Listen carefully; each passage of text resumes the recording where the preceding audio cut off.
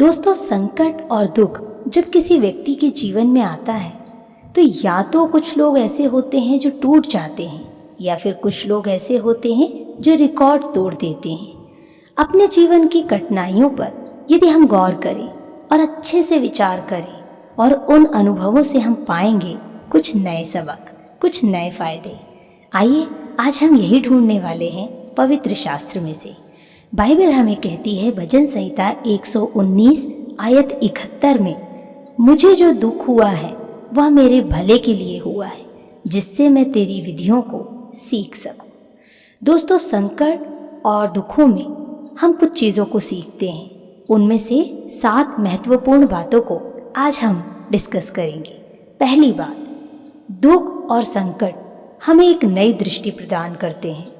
जिस प्रकार भजनकार कहता है, जो दुख मुझे हुआ वह भला हुआ, क्योंकि मैं तेरी विधियों को सीख सकूं। उसी प्रकार कई बार हमारे जीवन में भी जब दुख और संकट आता है तो हम उन बातों को देख पाते हैं जिन्हें हम बाकी किसी अच्छे दिनों में नहीं देख पाए थे। जैसे कि एक नौकरी जब छूट जाती है तब पता चलता है हम तो व्यापार में बहुत अच्छे हैं और सफल हो सकते हैं। दूसरी बात, दुख और संकट हमें कृतज्ञता सिखाते हैं। दुख संकट के समय आप रोजमर्रा की छोटी मोटी तकलीफों से ऊपर उठकर उन क्षेत्रों पर ध्यान केंद्रित करने लगते हैं जो वास्तव में आपके जीवन में बहुत महत्वपूर्ण होती हैं। जब हमारी कोई प्रिय वस्तु छीनी जाती है या हमसे दूर हो जाती है तब तक कई बार हम उसका महत्व नहीं समझ पाते। इसलिए यदि हम उन बातों की ओर ध्यान केंद्रित करें जिन बातों के लिए हमें धन्यवादी होना चाहिए, तो उन चीज़ों को हम अपनी ओर आकर्षित कर सकते हैं। मतलब उसके महत्व को हम समझ सकते हैं और प्रभु के प्रति आभार व्यक्त कर सकते हैं। तीसरी बात, दुख और संकट हमारी छिपी हुई क्षमता या प्रतिभा को उजागर करता है। किसी कठिन दौर से गुजरने या कोई बाधा पार करने के बाद आप भावनात्मक रूप से सशक्त होकर उभरते हैं। जिंदगी ने आपकी परीक्षा ली और आपने उसे बराबरी की टक्कर दी। इसलिए यदि आप आगे कोई संकट या दुख आए तो आप उसका सामना करने के लिए पहले की बजाय और अधिक तैयार हो जाएंगे।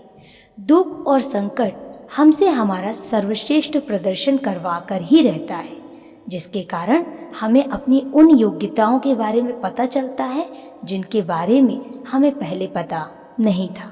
यदि जिंदगी हमें पथरीली राह पर चलने के लिए विवश नहीं करती तो शायद हमें से कई लोग जान ही नहीं पाते कि हमारे भीतर कितनी प्रतिभाएं छिपी हुई हैं। चौथी बात, दुख और संकट हमें बदलाव करने और एक्शन लेने के लिए प्रोत्साहित करते हैं।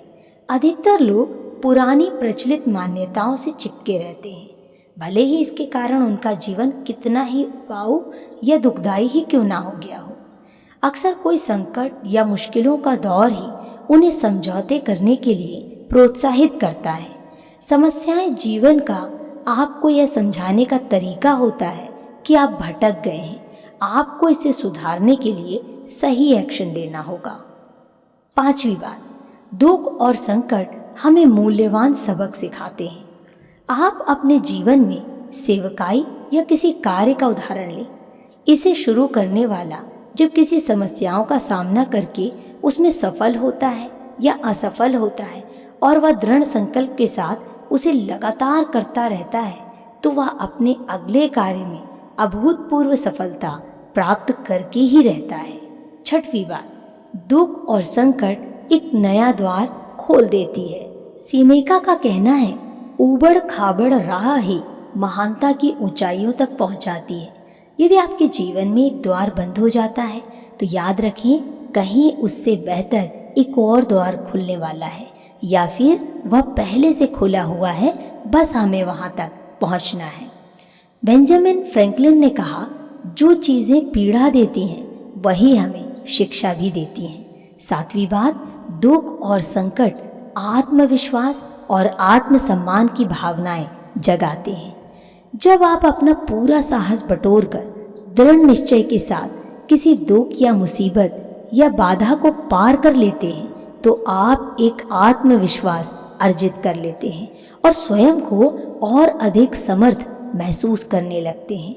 आपको अपनी सार्थकता का गहराई से एहसास होता है और आप इन पॉजिटिव भावनाओं को अपनी आगामी गतिविधियों तक अपने साथ रखते हैं।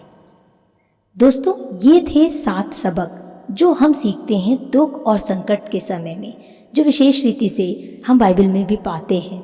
प्रिय दोस्तों, आप अपने जीवन के कठिन, दुख भरे या संकट भरे समयों में इन दिनों क्या सीख रहे हैं या आपने क्या सीखा है? आप चाहें तो कमेंट बॉक्स में कमेंट करके शेयर भी कर सकते हैं। यदि आज की ऑडियो आपको अच्छी लगी है तो इसे लाइक कीजिए, शेयर कीजिए